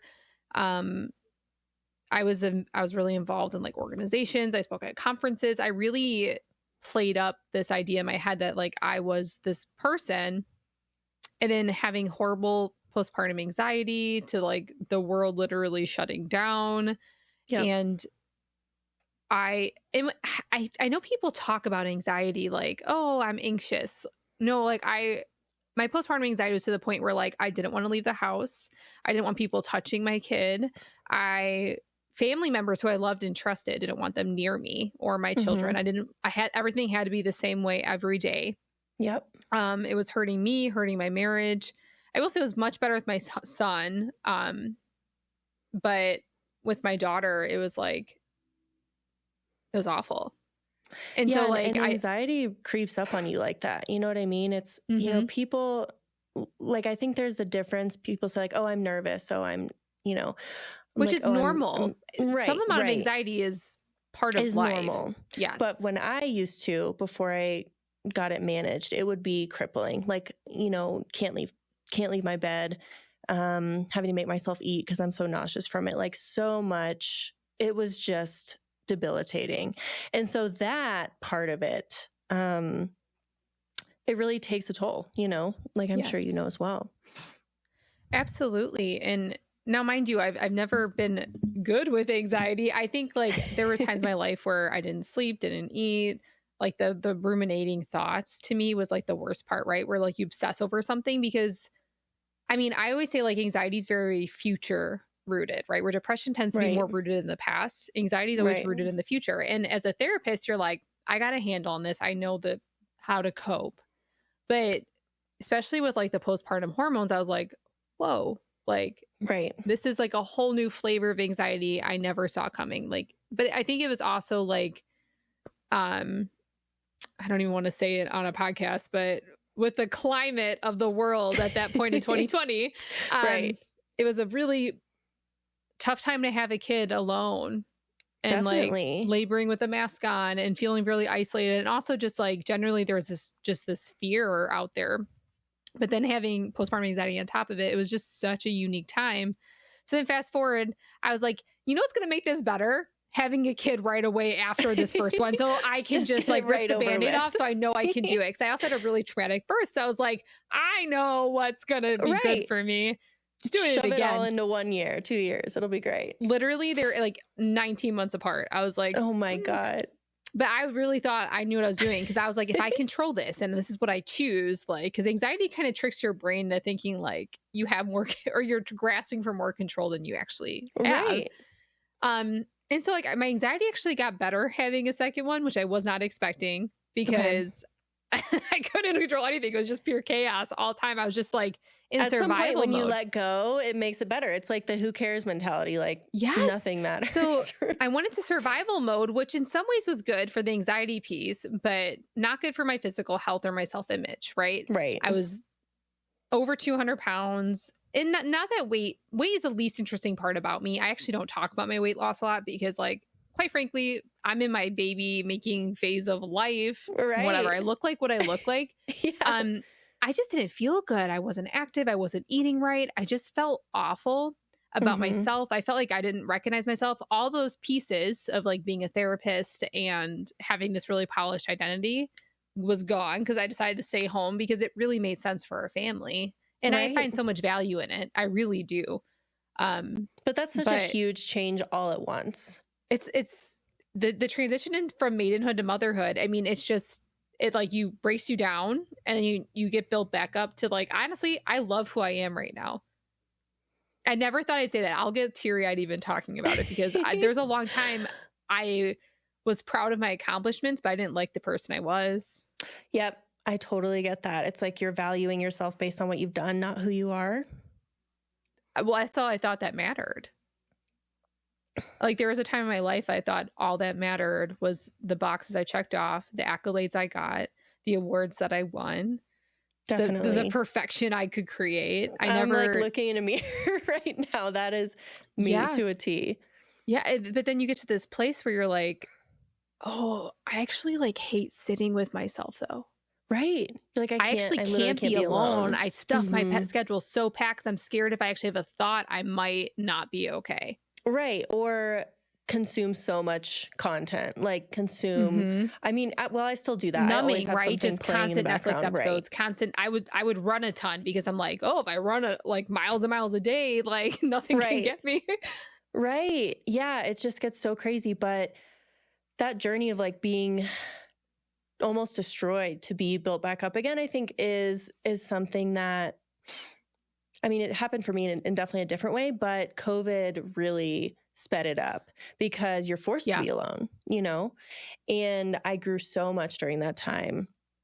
And now I love being alone and I would rather be alone. I'm like, I don't want to hang out with you. But it is feeling just such a safe in my own house. Like my house is my safe place and it trust me, it's not aesthetic. Like it's not like safe. I'm like, oh, it feels so good in here. No, it's more the vibe, right? Yeah, I created, I'm never alone. I have kids all the time, but I love just existing in our little bubble. Like I like the person I've become. And granted, I have a lot of work to do. I'm not a perfect mom or a perfect wife or even a perfect friend. But I don't reach out at myself with like this lack of compassion anymore. Right. I know, and I feel like that happened so much for me in my 30s because I'm 31. I'm 33, so yes, 100%. This all happened in my 30s. Yes, it was like my 20s was so based on other people and based on like external validation. Yeah. And then COVID happened and we were forced to be alone and forced to hang out with ourselves. And I realized that so much of my value is being placed on what other people thought. And it kind of forced you to face that and be like, okay, but what value do I bring to myself? What thoughts about myself can I work on?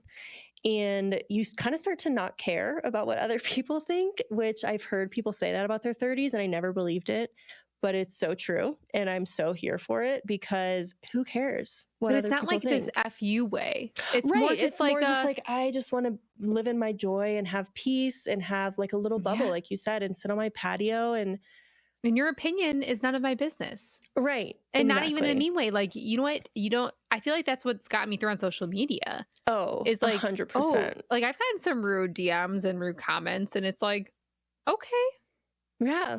Like I don't actually give you any need to reply platform for that. Like you're allowed to not like me or think what I'm doing is cringe or make comments about my appearance because like, quite frankly, okay. Exactly. And that takes such growth. Like in my 20s, if I would have been doing this on social media, I Right. think it would have destroyed me. Yeah. Hmm. Because people, and TikTok was worse for me. I was on TikTok before Instagram and really put a lot of effort into that. And there was a lot more negativity on that platform. And that was when I was starting. And so it was hard. People would say things about my designs or just my content. But Instagram, at least so far for me, has been mostly positive. Of course, you get the one off, but it's hard to go through. And I'm glad I'm doing it at this point in my life versus when I was younger, because I have so much more peace with myself and with who I am. And just like you said, not in a mean way, but I don't super care. And I feel like, and I think you've said this recently on another podcast, like you kind of have to just not care and have this crazy like self-confidence to just do whatever and just hope for the best and learn as you go. And you have to be delusional. Okay. I say this all the time. Yeah. You have to have this like crazy belief in yourself that you, one, are worthy, two, are capable. And if you don't believe that you're worthy and capable, you're not going to succeed.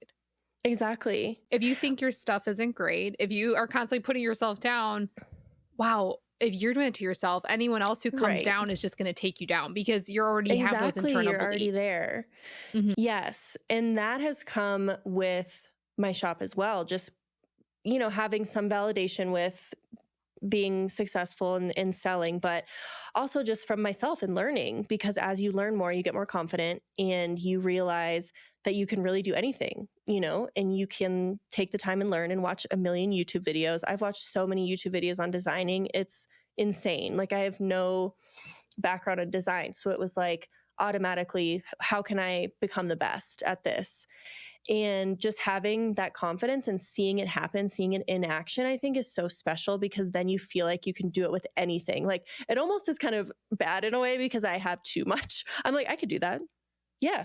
You think you want to start a business? Let's do it, So, but it's been such a journey of just self-growth and self-learning. I love that though. Like and I'm not just saying that in like a, oh, how cute. No, like the fact that there's like a fine line between like, can I do that or should I do it? Right. Right. Exactly. There was this point where I kind of got to like this crossroads on Instagram where it really wasn't growing. I think I only had 1,000 followers, but I talked to my husband. I'm like, this is kind of becoming important to me where I want this to be more than it is. I need an hour every weekend to do this. Right. How can we make this happen? The time. Because I'm trying to find the right words here. I was becoming resentful because I didn't have the time to do it, but I never asked. Exactly. I'm also the queen of doing that too. Oh, same. I'm the victim. I'm the martyr. But I what never have you done to try once. to improve your station though? Nothing. Literally nothing. I'm a victim, right? Yep. And so I've been there. I feel like that was a huge point of growth to me through this process too, is like learning how to communicate just in general. What's important, what you need time for, what you need space for. Because how are they going to know? It's expecting so much if you don't say anything. Well, and I feel like a lot of moms will reach out to me and be like, how do you show up? Well, one, on stories, I'm not afraid to show up looking like a hot mess. Yes. Because I am. I mean, like you have to show up as you. And I feel like stories, so I feel like reels is like the highlight reel, essentially reels, right? Yeah, But exactly. the stories where people get the real you, and it's like, there's like, I don't know, a handful of your followers that consistently show up on stories. It's like, those are like the people that really want to see you. Those are the people I talk to the most, you know? And they'll comment back and it's like my favorite thing. I'm like, yes. I'm really glad you're here. And they're so much easier because you just record it and you can look a mess and it doesn't matter. Yeah, I think stories are my favorite thing, honestly. I don't really, reels have been so hard for me lately. But stories, it's like, it's so much more fun. I don't know. Because it is more real. It's more authentic. And 100% is. And I also got to this place of, I didn't want to show up on reels if I looked like a hot mess, but I'm like, but you are. Right. Like you wear 90% of my wardrobe at this point is from Walmart.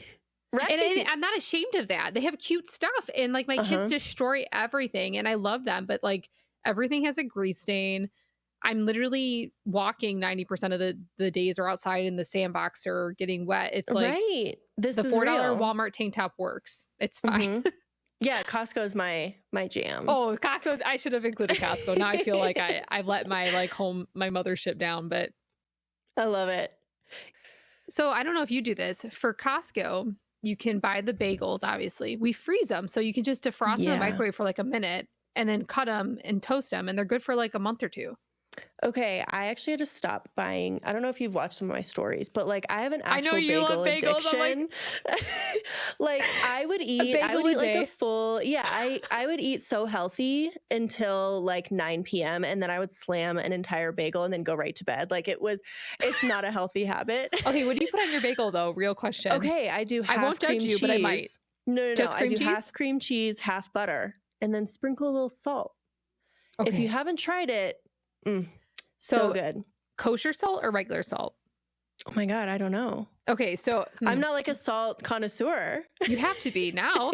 Okay, so there's kosher salt, and then like I actually same. So one, I do get the everything but the bagel seasoning, but I have to be in the mood for it. 'Cause sometimes it's a little bit oniony, and I don't want to be like stanky all day. Smell like it.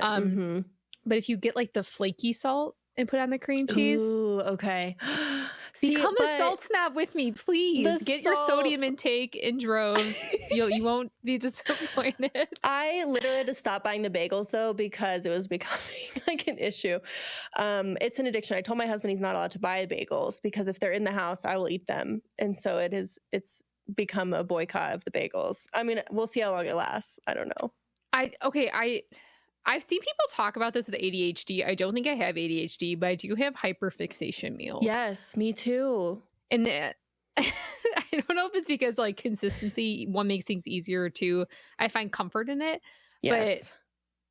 I was super sick with my son during the first trimester, and I kid you not, I think I ate a bagel every single day for 5 months because the only thing that did make me throw up in the morning. Yes, it's like a routine. You're like, this was good yesterday. It's going to be good today and tomorrow. So like in postpartum, I'll do it too. Like I'll go through these routines where I'm like, I have to have bagels in the house. Like I have to. I will die if I don't have a tub of cream cheese and bagels. I need it. And my husband got to the point where he's like, fixator. it's a lot of bagels, Nikki. Yeah, you're like, it's necessary. You're like twitching.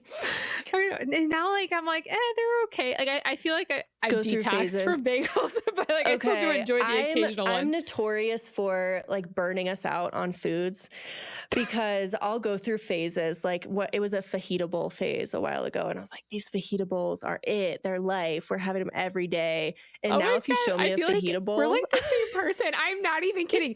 I will like make the same like 4 things for dinner in my house. It's like, can you please do something else other than bake masticholi? Like I get it, it's easy, but like I'm dying. Like give me some. And I can eat the same thing forever. I swear. I've been eating. So for breakfast every day I make a smoothie, and I've been using the same recipe for like 5 years, and I just do it every single morning because, like you said, it's comforting and it's consistency and it's routine. And then I get all my nutrients in breakfast. So then the rest of the day I kind of don't have to eat that healthy. That's my rationalization, at least. I feel like I'm going to get DMs after this podcast drops, and people are going to be like diagnosing me, which is fine. I've already done it to myself. I'm a literal therapist. I get it. MD. I have quirks. I'm doing all right. I'm working on flexibility. It's okay. But no, truthfully, I do find comfort in routine, but I've also with having kids, I've had to become more flexible, and I've found a certain amount of empowerment in breaking that. I completely understand. Do you know what I'm trying to say? Like in learning to be more flexible, it's really hard for me. It's painful almost, but I've had to become more flexible. I've had to become more adaptable, and honestly let go of like all the things that I used to really hold high on my list of values that didn't matter. They were just fake made up things for me. But I feel almost like so proud. Yeah, you put yourself in these boxes. And my therapist and I actually talk about that a lot, is with anxiety comes you not wanting to try new things and you wanting every day to be the same because you're so comfortable in your bubble, and you know, everything's safe because you know what's going to happen and everything's predictable, but that can be really limiting. And so what I've been trying to do lately is, you know, once a week, try to do something out of your comfort zone or something that you don't normally do, even if it's just small, you know, like going out to dinner with a friend. Before COVID, I would be out all the time, but I got so used to staying home and Mm-hmm. loving it that I don't ever want to leave. And so now I'm like, okay, I should see people. I should leave my house. So, once a week, I'll try to just do something or, go on a run or just do something different to break that routine, because it is so rewarding when you're like, oh, I can do hard things, even if they're not technically hard, but hard for me, and it just helps break the pattern that anxiety causes, I think, of being scared without really realizing you're scared. You're just limiting your life a little bit because of it, if that makes sense. Absolutely. And I used to like have an idea of how my days, my weeks would go. And when things would get shuffled, it would it would increase my anxiety. And now I have goals for my week. I have things I'd like to get done or things that like I know we have to do. Like we have to go somewhere for, I don't know, like Father's Day or something, right? Or I planned a podcast that I know I have to fit in, right?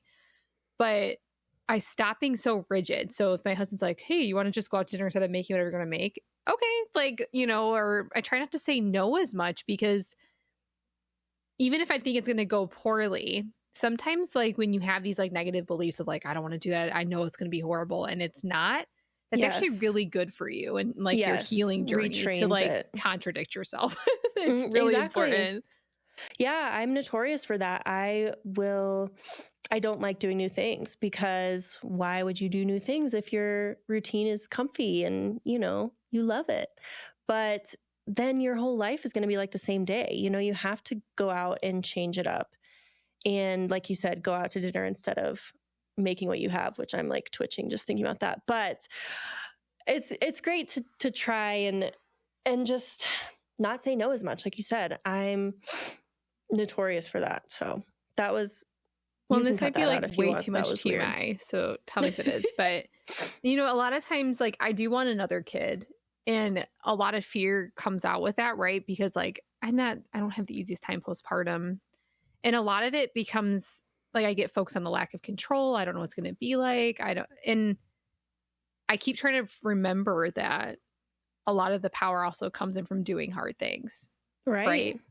And we don't just remembering the positives that come from it too, like not just focusing like on how the amazing negatives. it is. Like my kids are the coolest people. Like I genuinely like, I'm like, we made really cool humans. Like how awesome is this? They came That is out of me and they're crazy. awesome. Like Yeah. I did good. But the fear part is really easy to get hung up on. And I know what my life looks like, and I finally have a handle on it right now with 2 kids, and a third kid's gonna not Throw a be wrench. the same. Literally Mhm. impossible.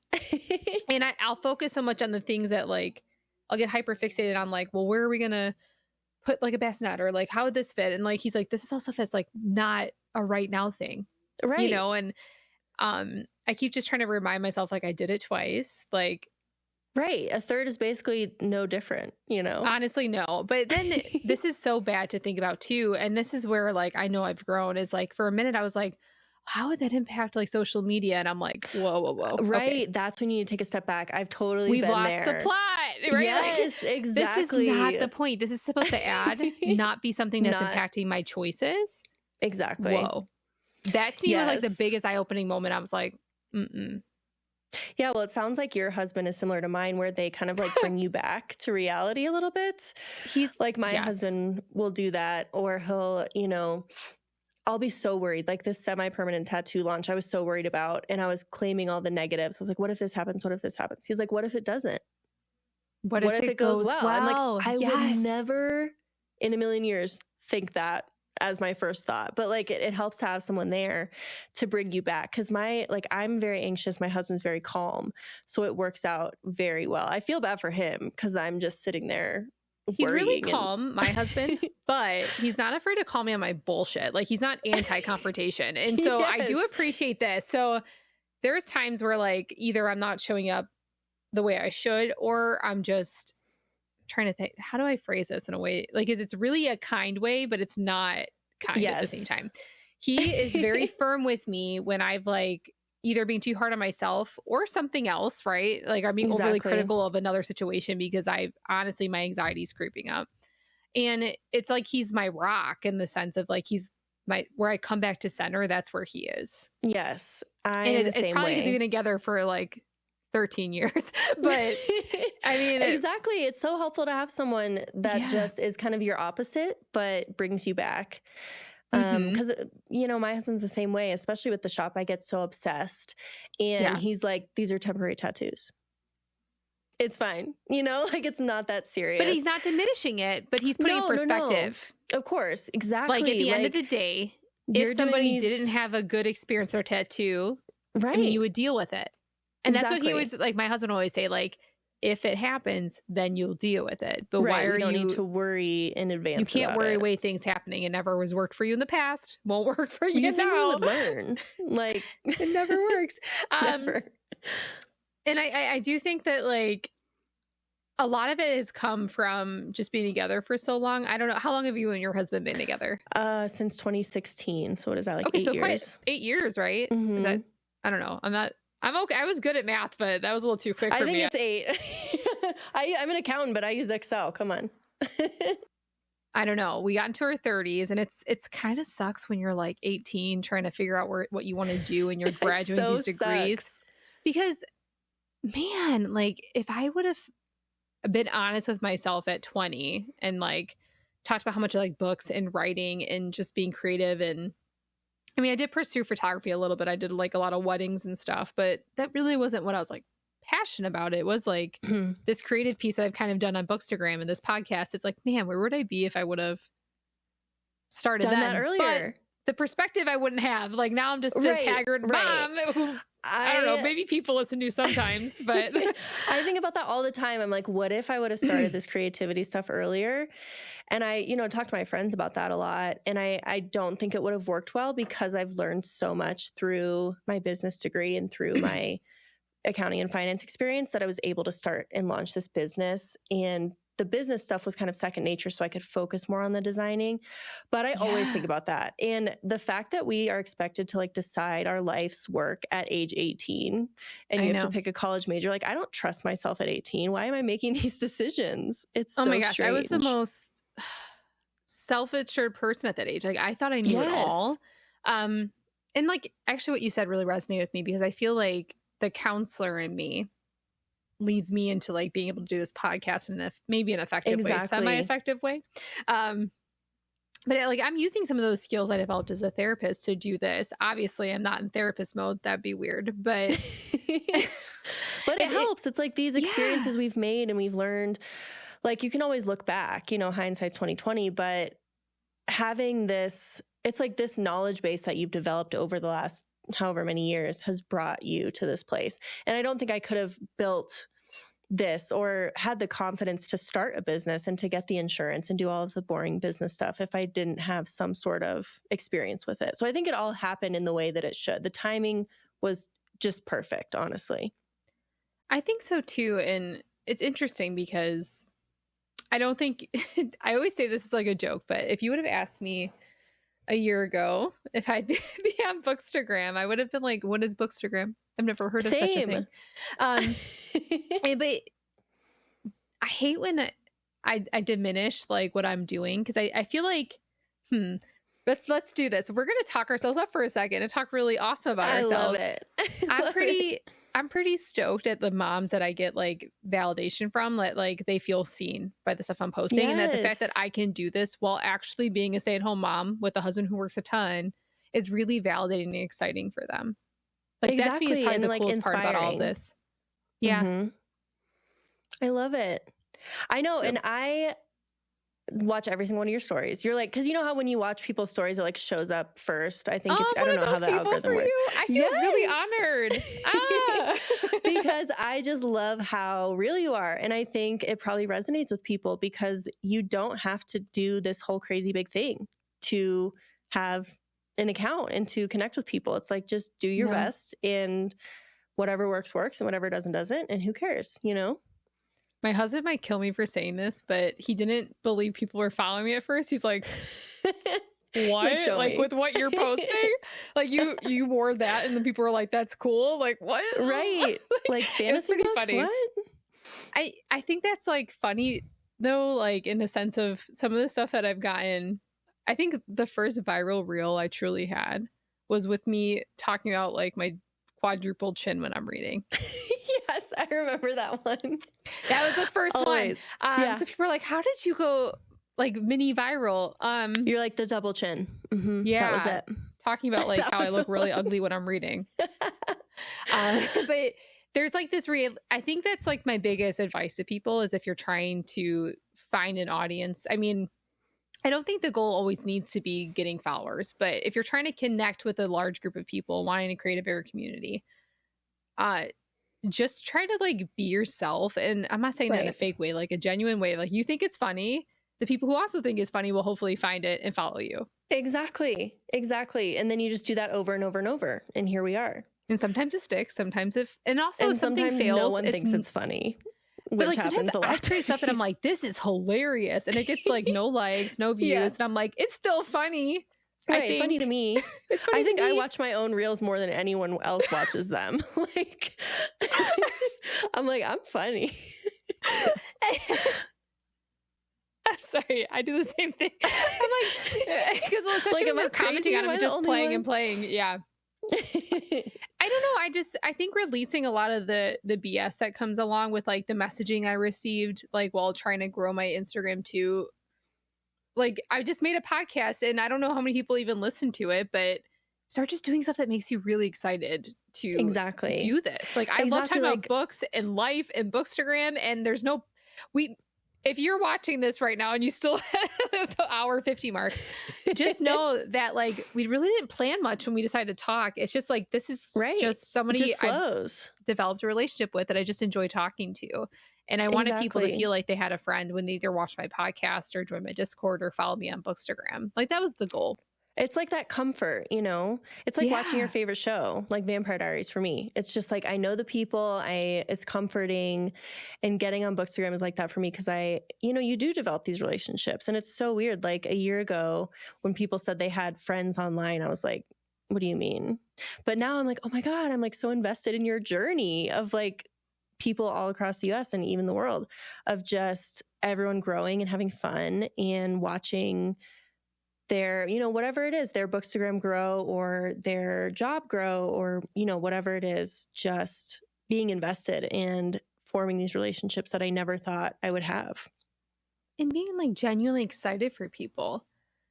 That to me was like something I wasn't expecting. I think you almost expect like a little bit of like a competition feeling, but I've never expected to be just like genuinely stoked for people when great things happen or where they're doing really cool stuff. I've made these friends where like they'll write a novel or they'll be releasing something or they'll create something. And I'm like, I'm really excited for my friend. Like, how cool is this? Like, there's like no competition. Really cool. I mean, people reach out on DMs and be like, you totally don't have to share if you don't want to, because I don't know if you're like, if it's your trade secrets, but how do you get licensed? I'm like, oh, let me give you more information than you've ever wanted on this topic. Well, some people are gatekeepy. So and I'm that's like, fine though. I mean, like, do you? I don't really have an opinion on that. I'm not. Like, I'm you not. want to know how to do something?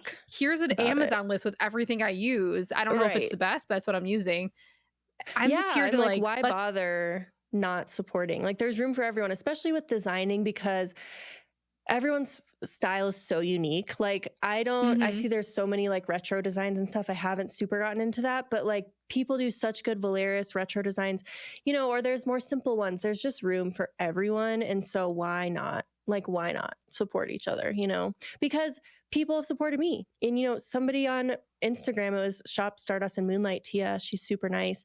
She was the one who told me initially about how to reach out to SJM. And so if other people hadn't have helped me, I wouldn't have been able to do this. So I always try, usually I'll send a voice message because it's easier than typing. Like everyone in my DMs has probably heard my voice at some point. I do that too, though. I think sometimes people are a little shocked. Like, this chick's sending me a voice DM. I'm like, yeah, here's my chaos and me. Anyway. You can hear everything in the background, like, but there you go. But it's just such a good place to grow. And I think I'm just really, really glad I found it, honestly. I can't even imagine my life without it. Like, honestly, my shop is all I think about. And Bookstagram is such a big part of it because it's how, it's how I drive my traffic. And it's how I've built this crazy thing that I never would have thought. Like, I'm in this weird niche And I it's so funny when I try to tell people about my shop, it sounds so weird. Like, oh, I make merch for authors and I like sell tattoos. And I'm like, but you're I an don't feel like that accountant. covers it enough though. Like, no, I get truthfully, all like awkward. you also are a brand in yourself too, though. Like That you as a feels person. so weird, but I know. Yeah, I'm it sorry. feels It so might weird make you to feel weird. say. I'm sorry. No. I mean, I think you're right. That's what I tried to create is like selling that, experience. But it does feel weird to say. It's just like kind of happened, Hmm. But it's so fun. It's so fun to just think of new ideas and have that crazy confidence that to think you can do it.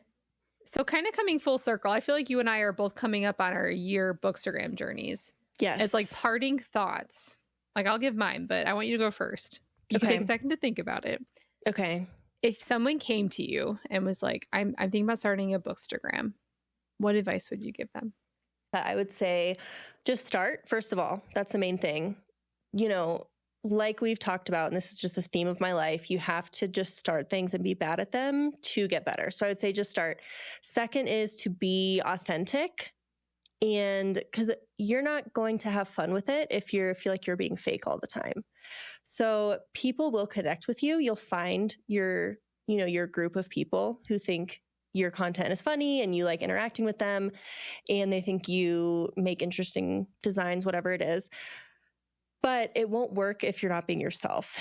And not in a weird cliche way, but just don't try to mirror what other people are doing. Kind of make your own space, I guess, because you'll find your people. Yeah. I love that. I think that's it. I think I would honestly, I would say almost everything you said. The biggest thing, honestly, you said everything I was going to say, but I will say don't pay attention to follower number. Like I know growth's important, but especially in the beginning. At that, though. And then also aesthetic. Yes. I feel like a lot of emphasis sometimes gets put on either being I'm so anti-aesthetic or I'm so aesthetic. Like, right. Right. When you're first starting, I think it's better to just throw whatever you want at the wall and find your rhythm, whatever that is. Don't focus too heavily on it because I I actually left all my early stuff up because I tell people if you really want to know how I started, just scroll all the way down, scroll back. like my 800 posts or whatever, and just see because those, like the weird Canva stuff I posted.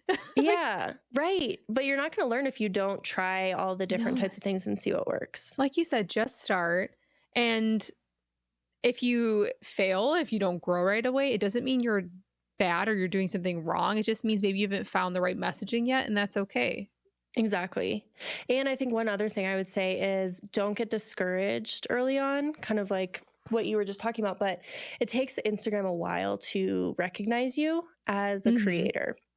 I know some people will go viral initially, but it does take you just posting stuff and getting 10 views for a while. So just don't let it discourage you because if you just keep showing up, whatever capacity you have, it pays off and you'll find your people.